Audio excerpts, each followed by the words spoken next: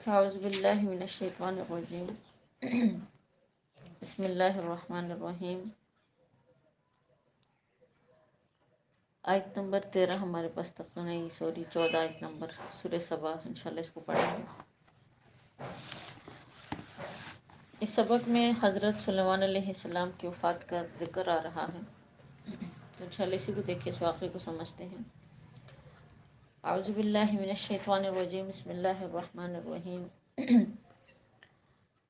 فلما قضینا علیہ الموت، اور جب ہم نے فیصلہ کر دیے، حکم جاری کر دیا، علیہ سلیمان علیہ السلام پر، الموت موت کا، ما دلہم تو ہم نے پتہ نہیں لگنے دیا، علی موت ہی ان کی موت کا، الا مگر دابۃ الارض زمین کے کیڑے مکوڑے، مطلب اس کے علاوہ اور کسی کو بھی پتہ نہیں لگا، تأکل من سأتہ جو کھا رہا تھا سلیمان علیہ السلام کی لاٹھی کو، فلما خر جب سلیمان علیہ السلام گر پڑے، تبینت الجن تو یہ بات کھل گئی جنات پر، لو کانوا یعلمون الغیب اگر وہ جنات غیب کا علم رکھتے، ما لبثوا فی العذاب المہین تو وہ کبھی بھی نہ رہتے اس ذلت والے عذاب میں۔ تو پچھلے سبق میں دیکھیے، اس کا خلاصہ آپ کو بتا دیتی ہوں تاکہ واقعی سمجھ آئے۔ اس سے پیچھے جو ہم نے سبق پڑھا تھا اس میں حضرت سلیمان علیہ السلام کا تذکرہ تھا، ان کے بہت سارے معجزات کا ذکر تھا، اور ساتھ ساتھ یہ بات میں نے آپ کو پچھلی کلاس میں بتائی بھی تھی کہ حضرت سلیمان علیہ السلام نے اللہ سے بطور خاص یہی دعا مانگی تھی کہ اللہ مجھے ایسی حکومت عطا کر دیجئے کہ آپ نے مجھ سے پہلے بھی ایسی حکومت کسی کو نہ دی ہو اور میرے بعد بھی ایسی حکومت آپ کسی کو نہ دیں۔ تو اللہ پاک نے واقعی ان کو ایسی حکومت دی کہ سلیمان علیہ السلام ایک تو زمین کے اندر جتنے مخلوقات تھے ان کی بولی سمجھتے تھے، مختلف، یعنی قرآن کی آیتوں میں اور قرآن میں اس چیز کی وضاحت ہے، حتیٰ کہ چونٹیاں اتنی معمولی مخلوق ہے اللہ کی، اس کی بولی کو بھی حضرت سلیمان علیہ السلام سمجھتے تھے، اور باقی یعنی چرند پرند جتنے بھی زمین کے اندر حشرات الارض ہیں، جانور ہیں، چرند پرند جو چیزیں بھی ہیں، ان تمام کی بولیوں کو حضرت سلیمان علیہ السلام سمجھتے تھے، یعنی ان کو پتہ ہوتا تھا کہ آپس میں کیا گفتگو کر رہے ہیں۔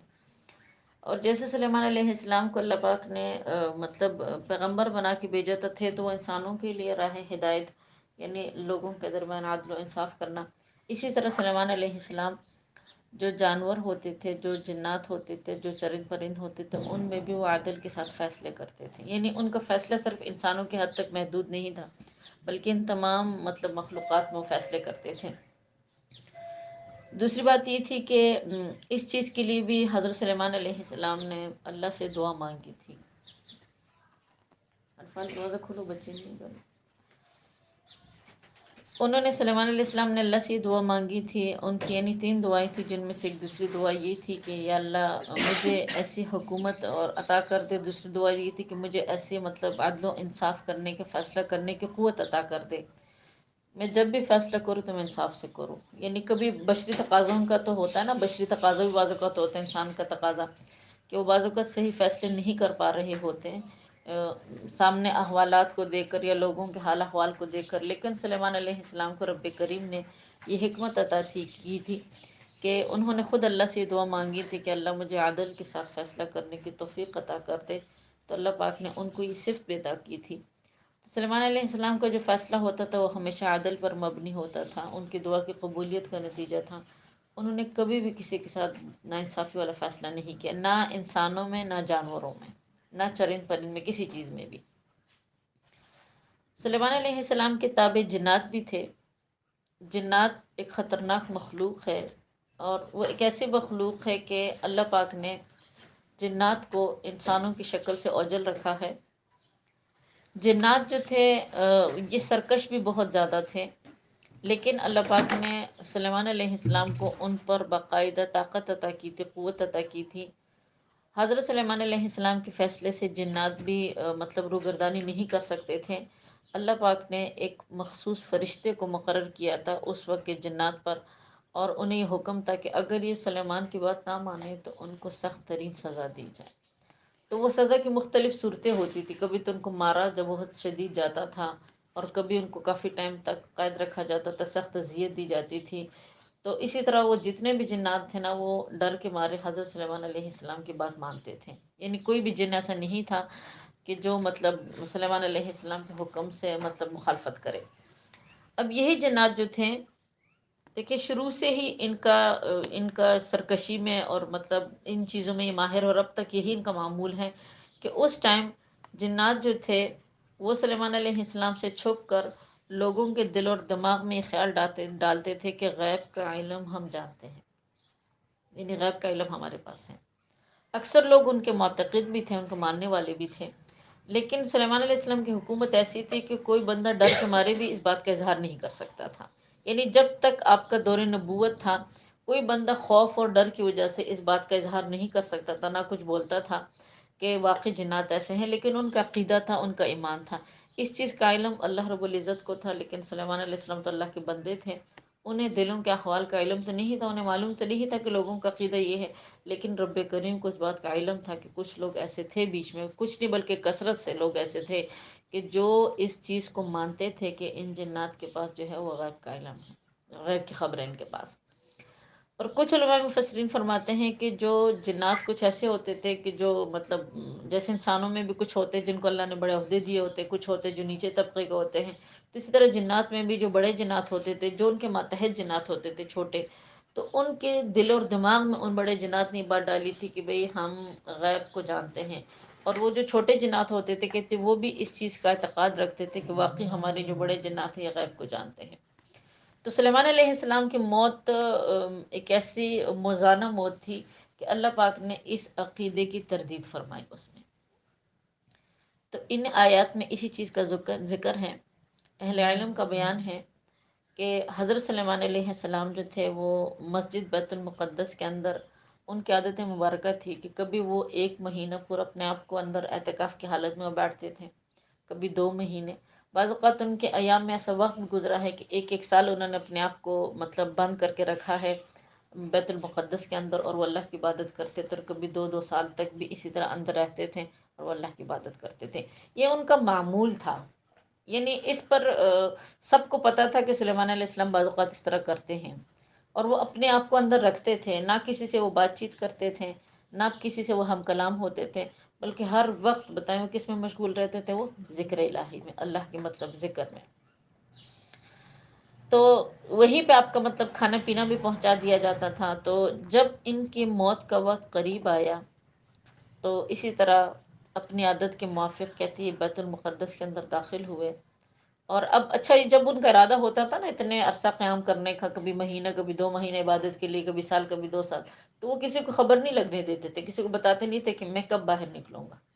ہاں لیکن وہ نظر آتے تھے سب کو کہ اندر وہ موجود ہیں اور وہ عبادت میں مشغول ہے. انسان تو خیر اتنے سرکش نہیں، لیکن جو جنات تھے ان کو باقاعدہ نظر آتے تھے، اور انہیں پتہ تھا کہ اگر یہ نکلیں گے اور اگر ہم نے کوئی ایسی مخالفت کی ان کے حکم کی یا ان کی بات نہیں مانی تو پھر اس صورت میں کیا ہوگا کہ مطلب ہمیں شدید ترین سزا ملے گی. تو اسی طرح ان کے مرنے کا ٹائم کہتے ہیں جب قریب آیا، روایات میں آتا ہے حضرت سلیمان علیہ السلام نے اپنے آپ کو بیت المقدس کے اندر مطلب وہ عبادت کے لیے اندر تشریف لے کر گئے، جس کی ابتدا کہتے اس طرح ہوئی کہ روزانہ صبح کے وقت بیت المقدس جو ہے، یعنی حضرت سلیمان علیہ السلام اندر جہاں پر محراب ہوتا تھا نا اسی جگہ پر اپنے آپ کو مطلب مقید رکھتے تھے.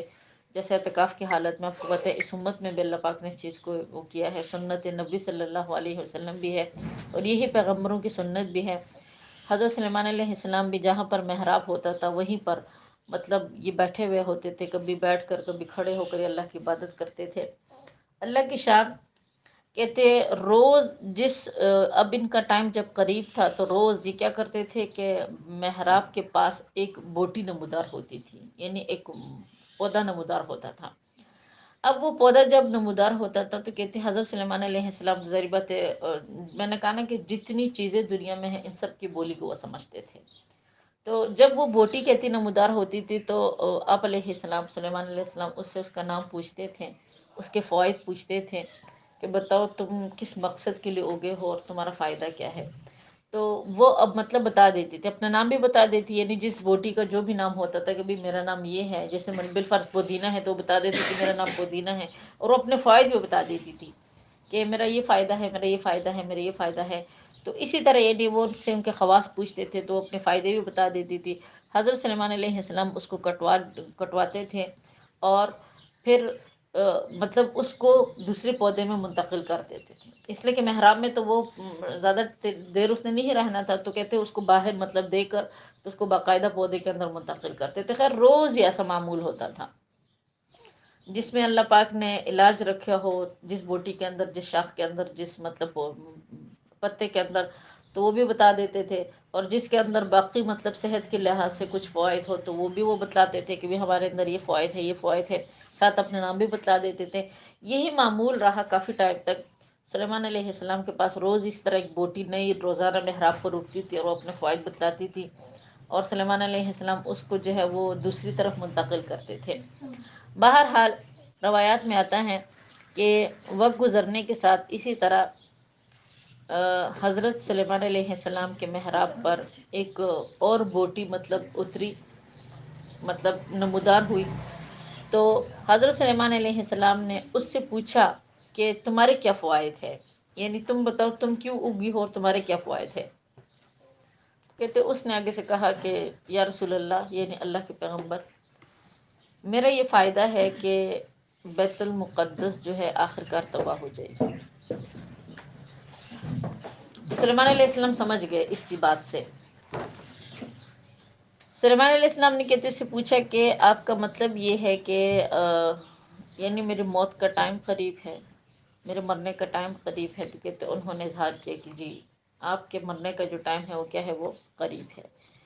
سلیمان علیہ السلام نے کہتے اس کو بھی باغ کے اندر لگوا دیا، اور اس ٹائم کہتے انہوں نے اللہ سے یہ دعا کی کہ یا اللہ میری موت کو جنات سے پوشیدہ رکھنا.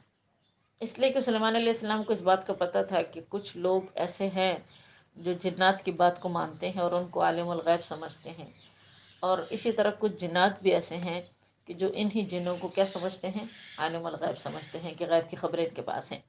تو کہتے انہوں نے خود اللہ سے دعا کی تھی کہ یا اللہ جب مجھ پر موت طاری ہو تو میری موت کا جو مطلب میری موت جو ہے وہ جنات سے کیا رہے، وہ مخفی رہے، پوشیدہ رہے. اللہ پاک نے ان کی دعا بھی قبول کر لی. اور اسی طرح سلیمان علیہ السلام کہتے ہیں کہ وہ محراب کے اندر عبادت خانے میں چلے گئے، لاٹھی پر سہارا لگائے کھڑے ہو کر نماز پڑھنے لگے. اسی حالت میں ابھی وہ قیام ہی کی حالت میں تھے، کھڑے کھڑے حضرت اسرائیل علیہ السلام نے ان کی روح کھینچی، یعنی ان کی وفات ہو گئی. محراب کے اندر آگے پیچھے کچھ روشن دان تھے کہ جس سے جنات آپ کو کھڑا دیکھ کر یہ خیال کرتے تھے کہ آپ نماز میں مشغول ہیں، اس لیے جو سخت محنت کا کام آپ کی زندگی میں وہ کرتے تھے. کہتے آپ کے مرنے کے بعد، آپ کی وفات کے بعد بھی وہ اسی میں سرگرم تھے، یعنی اسی میں مشغول تھے. اسی طرح سلیمان علیہ السلام کی عادت مبارکہ تھی کہ نماز میں مشغول ہونے کے بعد، میں نے جیسا آپ کو بتایا کہ وہ کافی ٹائم تک باہر نہیں نکلتے تھے، اس لیے جنات جو ہے نا ان کو بالکل خیال ہی نہیں ہوا کہ ان کی موت ہو گئی ہے. بالکل ان کو پتہ ہی نہیں لگا، اس لیے کہ ان کو پتہ تھا کہ ان کی عادت ہے کبھی سال اندر رہتے ہیں، کبھی مہینہ اندر رہتے ہیں، عبادت میں مشغول رہتے ہیں. تو انہیں بالکل معلوم ہی نہیں ہوا کہ وہ مطلب اسی طرح ان پر موت طاری ہو گئی. اور جو کام اللہ نے جنات سے لینا تھا وہ کام تقریباً وہ مکمل کر چکے تھے، اور اس میں تقریباً 1 سال لگا. یعنی 1 سال تک انہیں علم ہی نہیں ہوا کہ سلیمان علیہ السلام مطلب وفات پا چکے ہیں اور اتنی مشقت والے کام ہم کر رہے ہیں.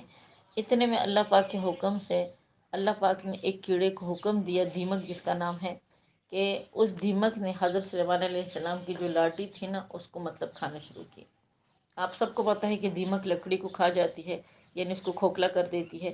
تو اسی طرح اس دیمک نے یعنی اس لکڑی کو نیچے سے مطلب اس کو کھانا شروع کیا. آخر کار جب وہ دیمک نے اس لکڑی کو اتنا کھوکھلا کر دیا کہ ظاہری بات ہے مزید اس لاٹھی پر سلیمان علیہ السلام کی لاش مزید کافی ٹائم تک سہارا نہیں لے سکی، تو وہ جو ہے وہ گر پڑے، ان کی لاش گر پڑی. اور اس طرح ان کو علم ہوا کہ سلیمان علیہ السلام جو ہے بتائیں وہ کیا کر چکے ہیں، وہ وفات پا چکے ہیں. اس سے پہلے ان کو علم نہیں تھا. سلیمان علیہ السلام وفات تو پا چکے، لیکن لوگوں نے پھر اندازہ لگایا، کیڑے کو دوبارہ لکڑی پر رکھا، جتنی یعنی ان کے عصا کی مطلب جو لاٹھی تھی نا ان کی موٹائی تھی، تو اتنی ہی مطلب لکڑی انہوں نے رکھی اور اس پر مطلب وہی جو دیمک ہے اس کو چھوڑ دیا، اندازہ لگانے کے لیے کہ ان کی وفات کب ہوئی ہے۔ ظاہر بات ہے اس ٹائم کوئی پاسٹ مارٹم وغیرہ یہ چیزیں تو نہیں ہوتی تھی نا۔ انہوں نے پھر اندازہ لگانے کے لیے لوگوں نے کہ ہم دیکھتے ہیں کہ سلیمان علیہ السلام کی وفات کتنے ٹائم پہلے ہوئی، تو کہتے اتنی ہی لکڑی جو ہے جتنی ان کی عصا تھی، وہ جب دیمک نے مطلب اس کو کھانے شروع کیا تو تقریباً اس پر 1 سال کا ٹائم لگا۔ تو اس سے لوگوں کو معلوم ہوا کہ حضرت سلیمان علیہ السلام کی جو موت ہوئی ہے، بتائیں وہ کب ہوئی ہے؟ وہ 1 سال پہلے ہوئی ہے۔ اب ان کی موت تو چلے ہو گئی تھی، وہ تو اللہ کے ایک نیک بندے تھے، لیکن اس کے ساتھ ساتھ جنات جو تھے ان کے بارے میں جو لوگوں کو عقیدہ تھا نا، یعنی لوگ جو یہ سمجھتے تھے کہ حضرت سلیمان علیہ السلام جو ہے وہ نعوذ باللہ جنات جو ہے وہ عالم الغیب ہے، غیب کا علم سمجھتے ہیں، تو اس عقیدے سے لوگ پیچھے ہٹ گئے۔ انہیں معلوم ہوا کہ اگر دیکھو ان جنات کے پاس غیب کا علم ہوتا تو 1 سال سلیمان علیہ السلام کے وفات کو ہو گیا ہے، کیا انہیں اتنا بھی پتہ نہ لگتا کہ ان کی وفات ہوئی ہے؟ لیکن یہ ان کے حکم کے موافق مشقت والے کام سر انجام دے رہے تھے اور ان کے علم میں یہ بات آئی ہی نہیں۔ تو اس طرح انہیں معلوم ہوا کہ جنات جو ہے کیا ہے، یہ عالم الغیب نہیں ہے۔ انسانوں کو بھی معلوم ہوا اور چھوٹے جنات کو بھی معلوم ہوا کہ جنات کے پاس کیا ہے، غیب کا علم نہیں ہے۔ اور یہی ہمارا عقیدہ ہے کہ عالم الغیب کی ذات جو ہے، بتائیں وہ کون ہے؟ وہ اللہ کی ذات ہے۔ تو بتلانے یہاں پر یہ چاہتی ہوں کہ دیکھیں یہ جو لوگوں نے یہ خاص طور پر یہ پیر اور مریدی والا کام جو ہے، آج کل تو یہ کام بہت زیادہ بڑھ گیا ہے، اور وہ آپ کو ہر طرح کی بات بتلاتے ہیں، اور کبھی کس طریقے سے کبھی کس طریقے سے وہ آپ کے دل اور دماغ کو خراب کرنے کی کوشش کرتے ہیں۔ ان باتوں پر یقین نہ رکھیے گا، یہ چیزیں انسان کے ایمان کو سلب کرتی ہیں، ختم کرتی ہیں۔ ہمارے ساتھ جو کچھ بھی ہوتا ہے وہ اللہ کے حکم سے ہوتا ہے۔ سورہ بقرہ میں اللہ رب العزت نے اس چیز کی وضاحت کی ہے کہ جادو برحق ہے، جادو ہوتا ہے، اس میں کوئی شک نہیں۔ جادو کا علم آسمانی علم تھا، آسمان ہی سے یہ علم آیا ہے، ٹھیک ہے نا، اس میں بھی کوئی شک نہیں ہے۔ لیکن وہ جادو آپ کو تب نقصان دے سکتا ہے، وہ جنات آپ کو تب نقصان دے سکتے ہیں کہ جب اللہ کا حکم ہو، اور جب تک اللہ کا حکم نہ ہو، کوئی تعویذ، کوئی جن، کوئی جادو کسی انسان کو کچھ بھی نقصان نہیں دے سکتا۔ اگر یہی ہمارا عقیدہ ہونا تو ہم بہت ساری پریشانیوں سے نجات بھی پا جائیں۔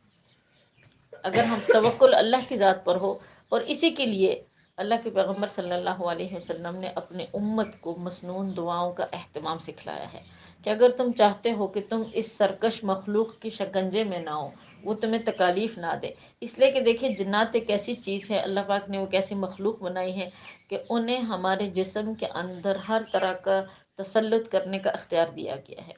حدیث پاک میں اللہ کے پیغمبر صلی اللہ علیہ وسلم نے ارشاد فرمایا کہ ان شیطان یجری، کہ شیطان جو ہے وہ دوڑتا ہے، بھاگتا ہے تمہارے رگوں کے اندر، جیسے کہ مطلب خون جو ہے تمہارے رگوں کے اندر کیا کرتا ہے، وہ گردش کرتا ہے۔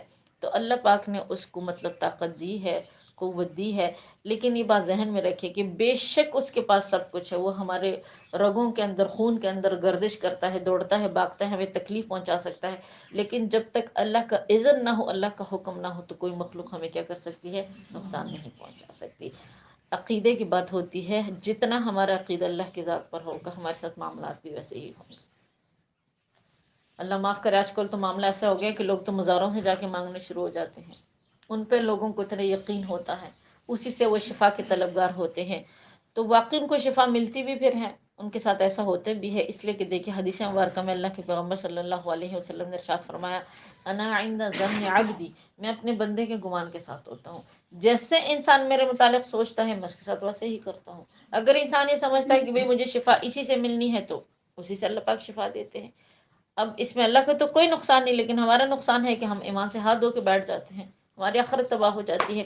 اس لیے ہمیشہ ہمیں توجہ کس کی طرف دینی چاہیے؟ اللہ کی ذات کی طرف۔ ہر مشکل کو، ہر مصیبت کو، ہر پریشانی کو ختم کرنے والی ذات وہ ہے، ہر بیماری کی شفا جو ہے وہ رب کریم عطا کرتے ہیں۔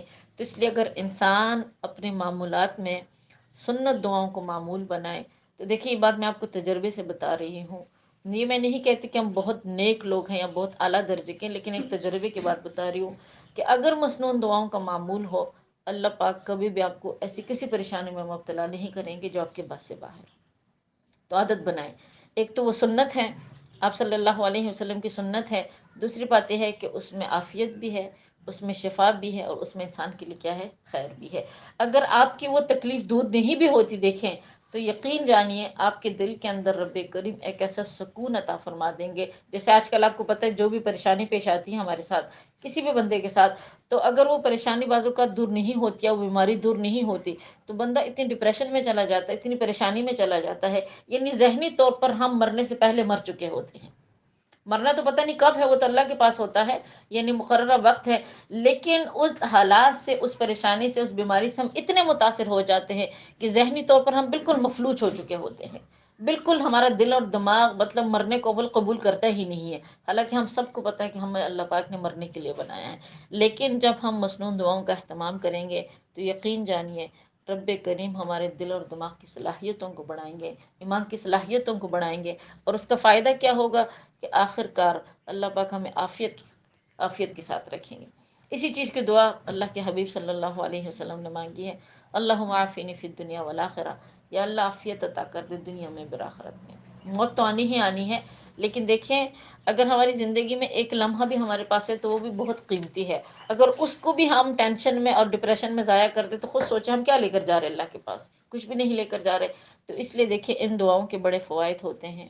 دوسری بات یہ ہے کہ مسنون دعاؤں میں زیادہ تر دعائیں جو ہیں پیغمبروں کی دعائیں ہیں، اور پیغمبروں کی جو دعائیں ہیں اس کے بارے میں رب کریم کا کیا ارشاد ہے. دیکھیں ایک تو اللہ کے مخلوق میں سے سب سے افضل ترین مخلوق ہے پیغمبر. انہوں نے جتنی دعائیں مانگی ہیں نا وہ ساری قبول شدہ دعائیں ہیں. اگر ہم ان دعاؤں کو اس نیت سے مانگیں کہ اللہ وہ مخلوق بھی افضل ترین مخلوق، وہ دعائیں بھی مقبول ترین دعائیں ہیں، اللہ ہماری ان گندی زبانوں سے جب وہ دعائیں نکلتی ہے تو ہمارے حق میں ان دعاؤں کو کیا فرما دے، قبول فرما دے. تو یقین جانیے اللہ پاک واقعی انسان کے ساتھ ایسا ہی معاملہ فرماتے ہیں. رمضان کا مہینہ ہے، چلے گرام دنوں میں نہیں بھی آپ سے ہوتا تو اس مہینے میں مسنون دعاؤں کا بطور خاص اہتمام کریں. مسنون دعاؤں میں سب سے بہترین کتاب جو خود ہمارے اپنے معمولات میں بھی ہے وہ ہے مومن کا ہتھیار.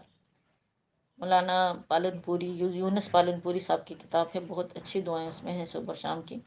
دوسری کتاب ہے اس کا نام ہے مناجات مقبول، وہ بھی بہت اچھی کتاب ہے. مناجات مقبول کی ترتیب بھی کچھ اس طریقے سے ہے کہ انہوں نے ہر روز کی جو دعائیں ہیں اس میں منقول ہیں. جیسے ہفتے والے دن کیا معمولات ہے، اتوار والے دن، پیر والے دن، تو دنوں کے لحاظ سے اس کے اندر ساری دعائیں منقول ہیں. تو آپ کوشش کریں، جو بھی خیر مسنون دعاؤں کی کتاب ضروری تو نہیں ہے لیکن میں آپ کو وہی نام بتا رہی جو ہمارے معمولات میں ہے تاکہ آپ لوگ اس سے مستفیض ہو. اس کو ضرور پڑھیے اس نیت سے کہ اللہ پاک ہمارے ساتھ بھی کیا کرے، خیر کا معاملہ کرے. تو سلیمان علیہ السلام کی موت تو خیر ہو گئی اس طریقے سے. جنات کا جو عقیدہ لوگوں نے مطلب اس ٹائم لوگوں کے بے اور جناتوں کے یعنی اس میں تھا تو اس سے بھی لوگوں کو پتہ لگ گیا کہ عالم الغیب نہیں ہے. حضرت عبداللہ بن عباس رضی اللہ تعالیٰ عنہ فرماتے ہیں کہ جنات نے دیمک کا کہتے شکریہ ادا کیا اس وجہ سے کہ ان کو سخت مشقتوں سے جو ہے وہ آزادی ملی. اس لیے کہ سلیمان علیہ السلام جنات سے بہت سخت کام لیتے تھے، بہت شدید ترین. وہ کام انسانوں کے بس کی بات تو نہیں ہے لیکن جنات بھی عاجز آتے تھے اس کام سے. اتنا سخت ترین کام ان سے لیتے تھے، مشقت اٹھواتے تھے. تو کہتے ہیں انہوں نے بعد میں دیمک کا شکریہ ادا کیا کہ اگر تمہیں کبھی بھی ہماری ضرورت ہو تو تم ہمیں بتا سکتے ہو، اس لیے کہ تم نے ہماری ایک بہت بڑی پریشانی کیا کر دی، دور کر دی. اس لیے کہ دیکھو اگر وہ دیمک اس لکڑی کو کھوکھلا نہ کرتی تو نہ جانے حضرت سلیمان علیہ السلام کتنے وقت تک اس لاٹھی کے سہارے مطلب ان کی لاش کھڑی رہتی. لیکن بہرحال جو بھی ہوتا ہے حکم الہی سے ہوتا ہے. اللہ پاک نے اس دیمک کو حکم دیا ہوگا، اس نے وہ لکڑی جو ہے وہ مطلب کھوکھلی کرنی شروع کر دی اور آخر کار سلیمان علیہ السلام کی موت کا جو ہے وہ لوگوں کو پتہ چل گیا. تو اسی چیز کا ذکر دیکھیں آیات میں ہے کہ فلما قضینا علیہ الموت، جب ہم نے سلیمان علیہ السلام کی موت کا فیصلہ کر دیا، یعنی ہم نے حکم جاری کر دیا، ما دلہم علی موتہ، تو ہم نے نہیں خبر دی ان کی موت کی، الا دابۃ الارض، مگر سوائے کس کے، زمین کے ایک کیڑے کو،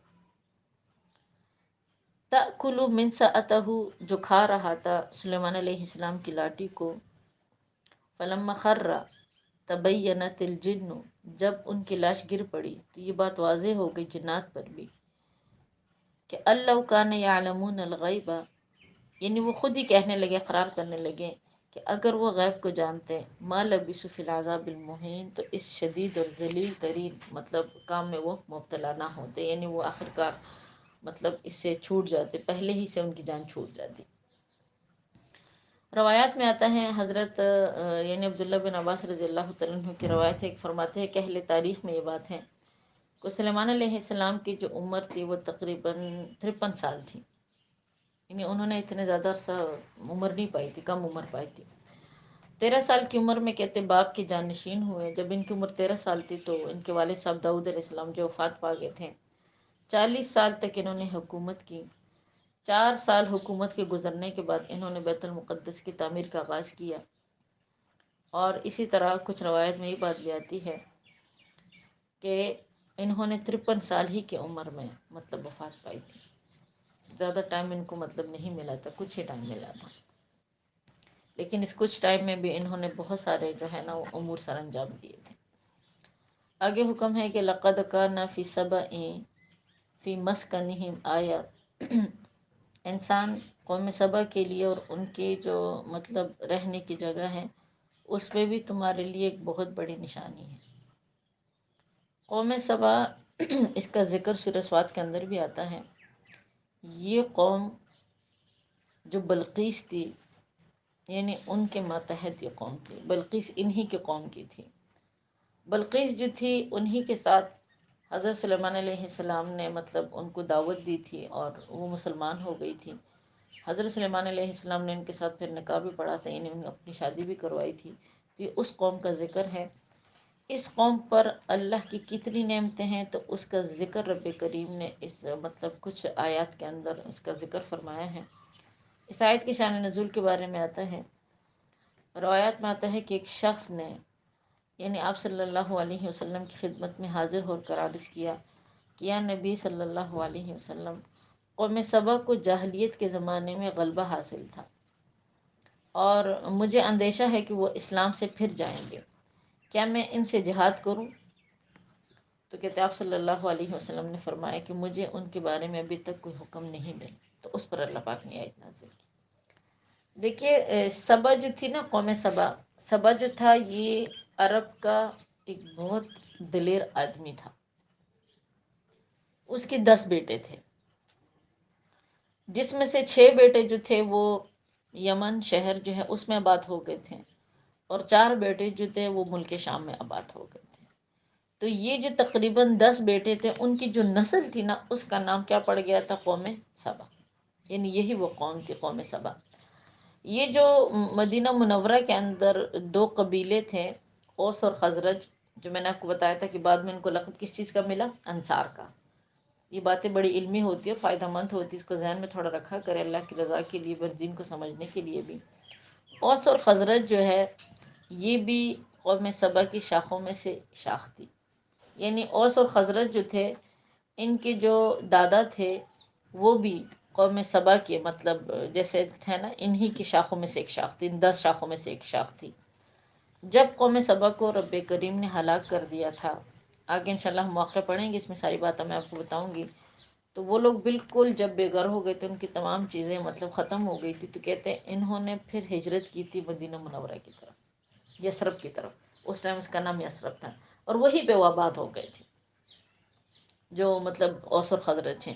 اور یہی اوس اور خزرج ہے کہ جنہوں نے اللہ کے پیغمبر صلی اللہ علیہ وسلم کو خوش آمدید کہا، آپ صلی اللہ علیہ وسلم پر ایمان لے کر آئے، اور انہوں نے ہر چیز میں آپ صلی اللہ علیہ وسلم کے ساتھ تعاون کیا۔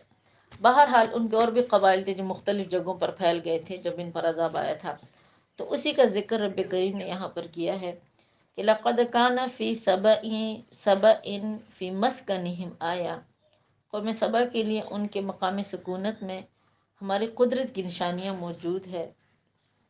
جنتانی عن یمین و شمال، قوم سبا جو ہے یعنی ہم نے ان کے راستے بنائے تھے دائیں بائیں، یمینی کا مطلب دائیں و شمالی کا مطلب بائیں، اور ہم نے انہیں حکم دیا تھا کہ کلوا من رزق ربکم، اے قوم سبا، اللہ نے جو تمہیں رزق عطا کیا ہے اس کو تم کھاؤ، وشکرو لہو، لیکن شرط یہ ہے کہ تم اس پر شکر ادا کرو.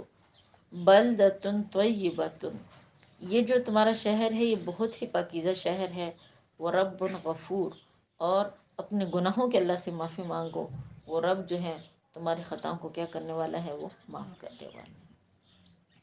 اب قرآن نے نقشہ کھینچا ہے کہ جنتینی، جنتانی عن یمین و شمال، یعنی باغوں کی دو قطاریں تھی، ایک دائیں طرف اور دوسری بائیں طرف. یعنی شہر کے دائیں بائیں طرف مطلب یہ ہے کہ ہر شخص کے دو باغ تھے. جو انسان وہاں رہتا تھا اس کے دو باغ تھے، ایک دائیں طرف اور دوسرا جو ہے وہ بائیں طرف. یہ جو قوم سبا تھی، میں نے آپ کو بتایا کہ 6 جو تھے وہ شہر یمن میں آباد تھے، اور 4 جو ہے وہ ملک شام میں آباد تھے. تو یمن سے لے کر شام تک حالانکہ کافی فاصلہ ہے، آپ لوگوں کو اندازہ ہوگا اس چیز کا، کافی مطلب بیچ میں وہ مسافت ہے. لیکن یہاں سے لے کر ملک شام تک اللہ پاک نے ان کو باغات عطا کیے تھے. کثرت سے باغات تھے دونوں طرف. قرآن کہہ رہے ہیں کہ عن یمین و شمال، دائیں طرف بھی اور بائیں طرف بھی. اور اتنے پھلدار تھے وہ باغات. روایات میں آتا ہے کہ اگر کوئی عورت خالی ٹوکری لے کر سر پہ لے کر وہاں سے گزرتی تو بھی شاید وہ پورا راستہ بھی نہ طے کر پاتی تھی، کہ خود اتنے کثرت سے وہاں اس پہ پھل موجود تھے کہ جو پھل گرتے تھے تو اس سے اس عورت کی ٹوکری کیا ہو جاتی، وہ بھر جاتی. اتنے اللہ پاک نے ان کو ہر قسم کا میوہ. دوسری صرف ذکر کر دیا یہاں پر کہ وہ بلدتن طیبہ، وہ پاکیزہ شہر تھا. یعنی اللہ پاک نے ان کے لیے وہ جو ایک تو باغات کثرت سے عطا کیے، اس میں مطلب جو فروٹ تھا میوہ وہ بھی کثرت سے تھا.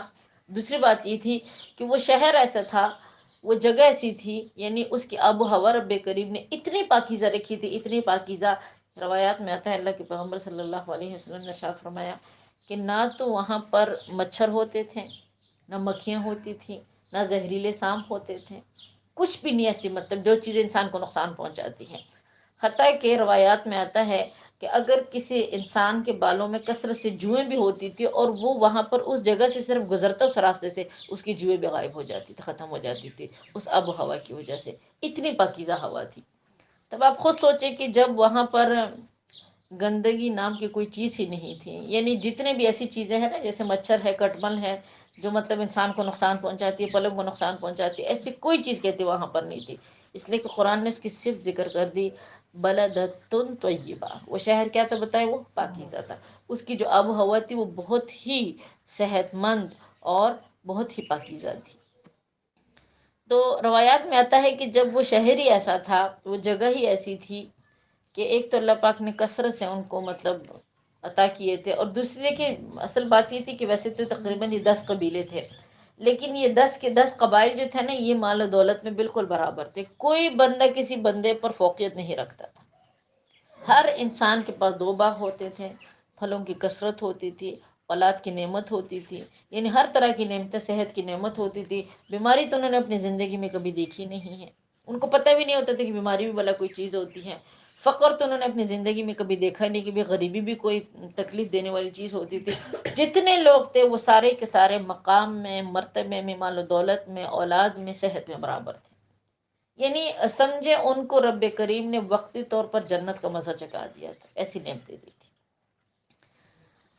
لیکن اللہ پاک نے ساتھ ساتھ حکم دیا تھا کہ میں نے جو اتنی نعمتیں تمہیں عطا کی ہیں اس کا تقاضا یہ ہے کہ وشکرو، تم کیا کرو، تم شکر ادا کرو. شکر شرط ہے. اللہ نے انسان کو جتنی بھی نعمتیں عطا کی ہوتی ہے کہتے اس پر شکر ادا کرنا انسان کے ذمہ واجب ہے، ضروری ہے. اس لیے کہ قرآن پاک میں جہاں کہیں بھی شکر کا لفظ آیا ہے تو رب کریم نے اس کو امر کی صیغے کے ساتھ یعنی تذکرہ فرمایا ہے. تو ہمیں اپنی نعمتوں پر شکر ادا کرنا واجب ہے. جب ہم شکر ادا نہیں کرتے تو دیکھو ایک واجب عمل ہم سے چھوٹ جاتا ہے، اور جب ایک واجب عمل ہم سے چھوٹ جاتا ہے تو آپ کو پتہ اس پر ہم گناہگار ہوتے ہیں. تو اس لیے ہمارے اسلاف فرماتے ہیں کہ شکر پر بھی تمہیں شکر کرنا چاہیے. یعنی اللہ نے جو نعمتیں تمہیں دی ہے اس پر شکر تمہاری ذمہ واجب ہے، لیکن اگر تمہیں شکر کی نعمت رب کریم نے عطا کی ہے تو اس پر بھی تم کیا کرو، آگے سے شکر ادا کرو. تو اسی چیز کا ذکر اس قرآن کے اندر ہے کہ کلوا من رزق ربکم، اپنے رب کے رزق میں سے تم کھاؤ، لیکن وشکروا لہ، اس رب کا تم کیا کرو، تم شکر ادا کرو. لیکن فاعرضوا، انہوں نے کیا کیا؟ اعراض کیا۔ روایات میں آتا ہے کہ اللہ نے قوم سبا کی ہدایت کے لیے تقریباً 13 پیغمبر بھیجے تھے۔ ہر پیغمبر نے ان کو اللہ کی نعمتیں یاد دلائی، ان نعمتوں پر شکر ادا کرنے کی نصیحت کی، اللہ کے فرما بردار ہونے کی دعوت دی، لیکن فَأَعْرَضُوا، انہوں نے اس پیغمبر کے حکم کی بتائیں کیا کی؟ روگردانی کی۔ جب انہوں نے روگردانی کی فَأَرْسَلْنَا عَلَيْهِمْ سَيْلَ الْعَرَمِ، تو ہم نے ان پر وہ جو بند انہوں نے باندھا تھا سیلاب کے لیے وہ چھوڑ دیا۔ یعنی انہوں نے پیغمبروں کی جب تکذیب کی اور کہنے لگے کہ ہم تو اس خدا کی عطا کردہ نعمتوں کو نہیں مانتے، یہ تو ہماری زمین کی پیداوار ہیں، ہمارے لگائے ہوئے پھل ہیں، تو اپنے رب سے کہہ دو کہ اگر وہ اس نعمت کو روک سکتا ہے تو روک دے۔ تو اس ناشکری کا نتیجہ یہ ہوا کہ اللہ پاک نے اس بند کو توڑ دیا جو عظیم الشان سیلاب کی، جس کو سیل العرم کہا جاتا ہے، اس کو ان پر چھوڑ دیا تھا۔ اللہ نے دیکھے جیسے ان کو نعمتوں کے مطلب باغات دیے تھے نا، تو اسی طرح وہاں پانی کی کثرت بھی تھی۔ اس پانی کو روکنے کے لیے جیسے ڈیم بنوائے جاتے ہیں، آپ کو پتہ ہے آج کل ہمارے اس میں بھی، لیکن یہ ڈیم تو سمجھو کچھ بھی نہیں ہے اس مقابلے میں، جس کو نام دیا گیا ہے سیل العرم، اس بند کے مقابلے میں۔ یہ جو بند تھا یہ ملکہ بلقیس نے بنوایا تھا، جو ملکہ تھی اس قوم کی، کہتے اس نے یہ بند باندھا تھا، اور اس کا طریقہ کار اس پانی کا یہ ہوتا تھا کہ وہ جتنے باغات تھے، وہ تمام کے تمام باغات اس پانی سے کیا ہو جاتے تھے؟ وہ سیراب ہو جاتے تھے، تمام کے تمام۔ اور ان کے لیے بہت سہولت تھی، اور جہاں پانی بھی اتنا صاف ستھرا ہو اور پھر ساتھ ساتھ مطلب پھل بھی اتنے کثرت سے ہو، تو آپ کو پتہ ہے کہ یہ اللہ کی بہت بڑی نعمتیں ہوتی ہیں۔ پانی تو ویسے اللہ کی بہت بڑی نعمت ہے۔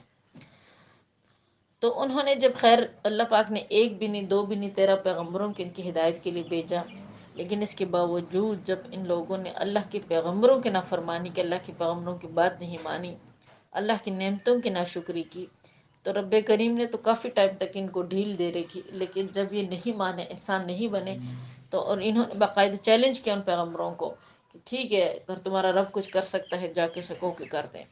تو اس ٹائم اللہ کا غصہ آیا، اور کہتے اللہ پاک نے ایک چوہے کو مطلب مسلط کر دیا تھا، وہ جو بند تھا نا اس پر، حتیٰ کہ دیکھیے کہتے ایک نجومی نے ان کو کہا بھی تھا کہ ایک چوہا ہوگا جو اس بند کو نیچے سے کھوکھلا کر دے گا کھا کے، اور یہ تم لوگوں پر کھل جائے گا۔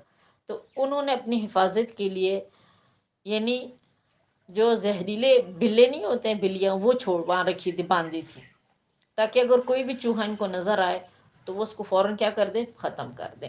لیکن اللہ کی قدرت کے آگے جو ہے تمام تدابیر جو ہے وہ بیکار ہوتی ہے۔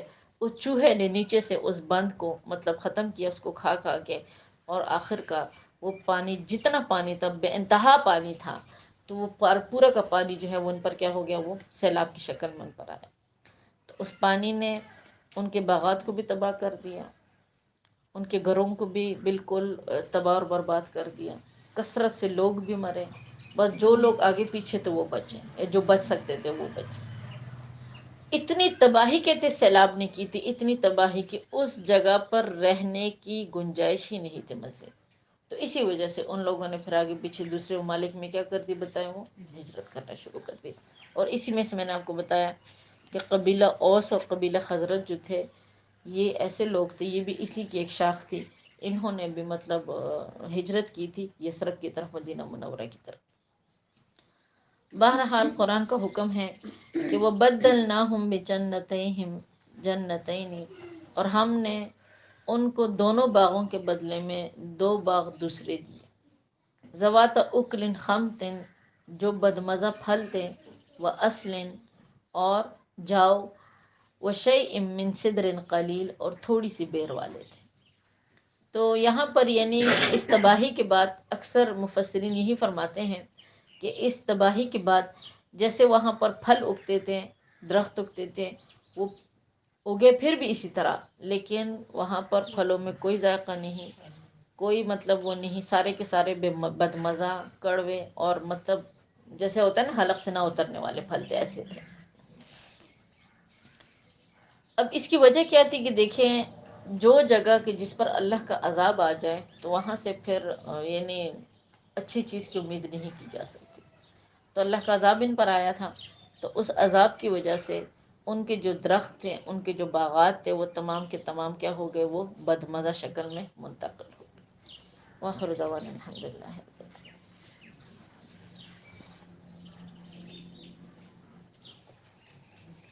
ایک دو حدیثیں پڑھ لیتے ہیں انشاءاللہ.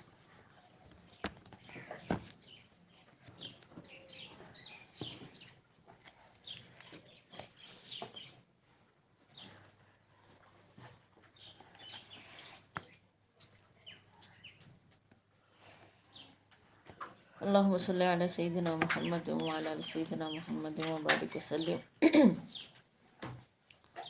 عن ابی ہریرہ قال قال رسول اللہ صلی اللہ علیہ وسلم. حضرت ابو ہریرہ رضی اللہ تعالیٰ عنہ سے روایت ہے، فرماتے ہیں کہ آپ صلی اللہ علیہ وسلم نے ارشاد فرمایا، لِكُلِّ شَيْءٍ زَكَاةٌ، ہر چیز کی کوئی زکوٰۃ ہے. یعنی ہر چیز کی کوئی نہ کوئی کیا ہے، بتائیں، وہ زکوٰۃ ہے. وَزَكَاةُ الْجَسَدِ، اور جسم کی جو زکوٰۃ ہے، الصوم، کیا ہے، وہ روزہ ہے. مال کی بھی زکوٰۃ ہے، تمام چیزوں کی زکوٰۃ ہے، لیکن انسان کی جسم کی جو زکوٰۃ ہے، بتائیں وہ کیا چیز ہوتی ہے، وہ روزہ ہوتی ہے. عن عائشہ قالت، حضرت عائشہ فرماتی ہیں، کان رسول اللہ صلی اللہ علیہ وسلم یصوم، آپ صلی اللہ علیہ وسلم کی عادت مبارکہ تھی کہ آپ روزے رکھا کرتے تھے. حتی نقول، فرماتی ہیں کہ ہم یہ سمجھتے تھے کہ لا یفطروا، کہ آپ علیہ السلام اب افطار نہیں کریں گے. یہاں پر نفلی روزوں کی بات ہو رہی ہے. یعنی بعض اوقات نبی علیہ السلام اتنے کثرت سے روزے فرما رکھتے تھے کہ ہم یہ خیال کرتے تھے کہ اب آپ علیہ السلام روزہ نہیں چھوڑیں گے. وَيُفْطِرُ، بعض اوقات آپ روزے رکھنا مطلب چھوڑ دیتے تھے. حتی نقول لا یصوم، یہاں تک کہ ہم خیال کرتے تھے کہ اب اللہ کے پیغمبر جو ہے وہ روزہ نہیں رکھیں گے. فرماتی ہیں کہ ما رأیت رسول اللہ صلی اللہ علیہ وسلم استکمل صیام الشہر قط، آپ بی بی عائشہ فرماتی ہیں کہ آپ صلی اللہ علیہ وسلم نے رمضان کے علاوہ کسی پورے مہینے کے روزے نہیں رکھے. فی الشہر اکثر من صیام من شعبان، جتنے کثرت سے اللہ کے پیغمبر صلی اللہ علیہ وسلم نے شعبان کے مہینے کے روزے رکھے. سمجھ آئے نا؟ یعنی جب رمضان کا مہینہ گزر جاتا ہے تو شعبان کا مہینہ آتا ہے، تو اس میں بھی اللہ کے حبیب صلی اللہ علیہ وسلم سے کثرت سے روزے رکھنے کا جو ہے وہ معمول ثابت ہے. اس کافی ہیں تو انشاءاللہ دعا کر لیتے ہیں.